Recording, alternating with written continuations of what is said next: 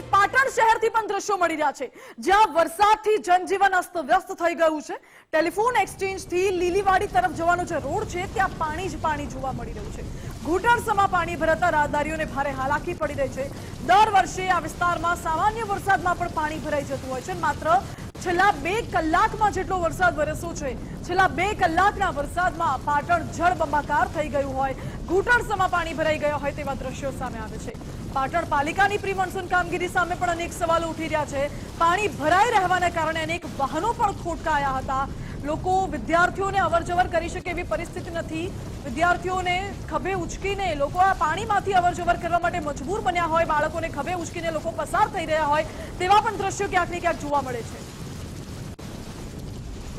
પાટણમાં સવાર પડતાની સાથે જ ધોધમાર વરસાદ છે તે વર્ષો છે। મારા પાછળના દ્રશ્ય બતાવવાની કોશિશ કરીશ કે પાટણના જે નીચાણવાળા વિસ્તારો છે તેના અંદર પાણી ભરાઈ જવાની જે સમસ્યા છે તે વારંવાર લોકોને મુશ્કેલીનો સામનો કરવો પડતો હોય છે। પરંતુ કહી શકાય કે જે વિદ્યાર્થીઓ છે અહીંયા બીએમ હાઈસ્કૂલ આવેલી છે, બીએમ હાઈસ્કૂલના અંદર જે વિદ્યાર્થીઓ જે ભણતા હોય છે તે વિદ્યાર્થીઓને હાલ તો જે પાણી ભરાવાના કારણે વાલીઓ છે તે લોકો હાલ તો તેમના બાળકો લેવા આવ્યા છે। કાકા, તમે બાળકોને લેવા આવ્યા છો, પાણી ભરાઈ ગયું, શી સમસ્યા છે?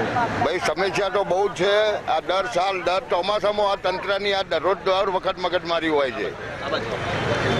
તંત્રની જવાબદારી છે। દર વર્ષે દર સાલ વર્ષોથી આ પાણી અહીંયા ભરાય છે। બહુ તકલીફ। આ તમે જોયું નહીં આ કઈ રીતે બાળકોને લાયા, બધા દફતર ચાપડો બાપડો બધું પલટી રહ્યું। કેટલો વરસાદ પડે તરત પાણી ભરી જતું હોય છે? આ તો 2 ઇંચ પડે તો અહીંયા ભરાઈ જાય પાણી તો કાયમ માટે જ અહીંયા તકલીફ હોય ગુંગળી।